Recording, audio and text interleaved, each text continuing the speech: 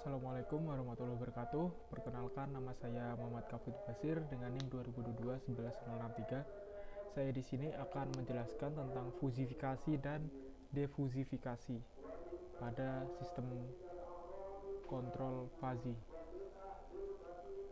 Yang dimana pada konten kali ini yang pertama adalah pengantar, yang kedua ada proses fusifikasi, yang ketiga ada proses defusifikasi, dan yang keempat ada contoh kasusnya. Pertama yaitu pengantar. Konsep dasar fusifikasi.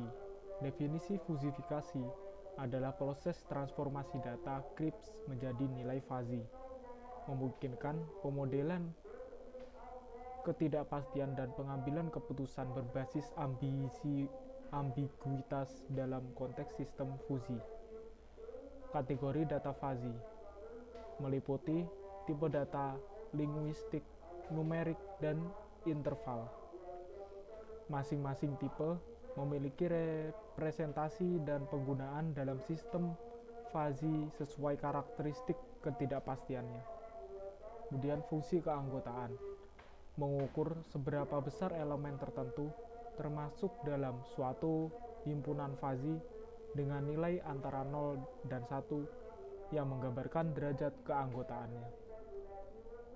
Kemudian di sini ada konsep dasar defusifikasi. Defusifikasi adalah proses mengubah hasil fazi menjadi nilai CRISP yang dapat digunakan untuk mengambil keputusan, menyederhanakan kompleksitas nilai fazi. Metode defusifikasi meliputi metode centroid maksimum dan mean of maksimum yang masing-masing digunakan untuk memperoleh nilai CRISP dengan cara yang berbeda sesuai kebutuhan aplikasi. Peranan dalam sistem fazi. Defusifikasi berperan krusial dalam sistem fazi untuk menghasilkan keputusan akhir, menjembatani antara hasil inferensi fazi dan implementasi keputusan dalam konteks nyata.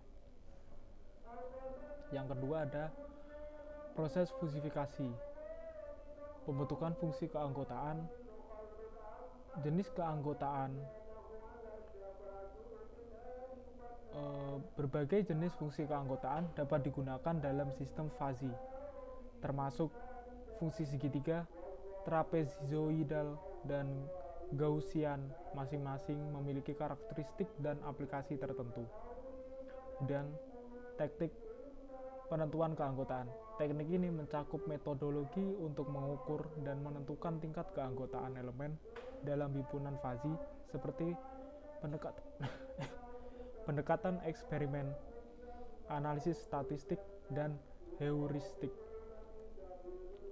Lalu di sini ada aplikasi fusifikasi dalam realitas, di mana ada studi kasus sistem pengambilan keputusan. Sistem fazi digunakan dalam pengambilan keputusan untuk menangani ketidakpastian dan ambiguitas dalam data, memungkinkan solusi yang lebih fleksibel dan disesuaikan dengan kondisi nyata. Kemudian contoh dalam lingkungan industri yaitu fusifikasi diterapkan pada sistem kontrol dan pengoptimalan untuk meningkatkan efisien seperti dalam pengendalian suhu, pengolahan air, dan manajemen rantai pasokan. Kemudian di sini ada proses defusifikasi. Metode defusifikasi. Metode centroid adalah teknik yang digunakan untuk mendapatkan nilai defusifikasi dengan menghitung pusat massa dari fungsi keanggotaan fazi yang ada, memberikan representasi nilai yang lebih akurat. Lalu ada metode bisektor, melibatkan pengambilan garis tengah dari area di bawah kurva fungsi keanggotaan fazi, memungkinkan alokasi nilai defusifikasi di posisi median dari distribusi. Lalu ada mean of maximum method, yang dimana menentukan nilai defusifikasi dengan mengambil rata-rata dari nilai maksimum yang diperoleh dari fungsi keanggotaan, sering berguna untuk membatasi dampak outliers. Lalu di sini ada implementasi defusifikasi.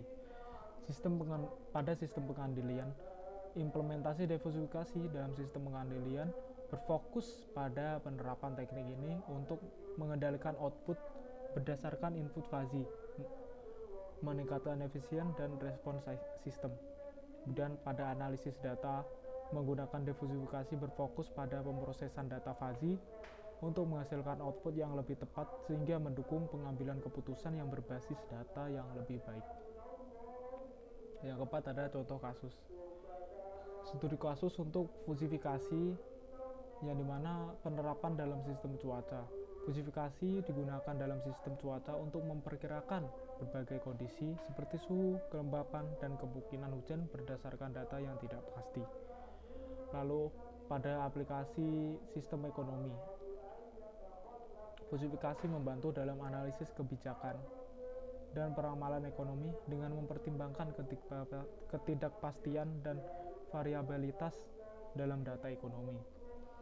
Kemudian pada studi kasus defusifikasi, yang pertama ada pada sistem keuangan. Defusifikasi dalam sistem keuangan digunakan untuk menafsirkan data risiko dan return, membantu dalam pengambilan keputusan investasi yang lebih informasional. Yang kedua ada pada aplikasi robotik. Defusifikasi membantu dalam mengambil keputusan yang lebih jelas bagi robot dalam situasi yang kompleks, meningkatkan efisien dan responsivitas. Kemudian pada sistem kendali, defusifikasi diserap dalam sistem kendali untuk menghasilkan tindakan kontrol yang konkret dari data fuzzy, memungkinkan sistem beroperasi lebih efektif di lingkungan yang dinamis. Pemaparan saya cukup sekian, kurang lebihnya mohon maaf. Wassalamualaikum warahmatullahi wabarakatuh.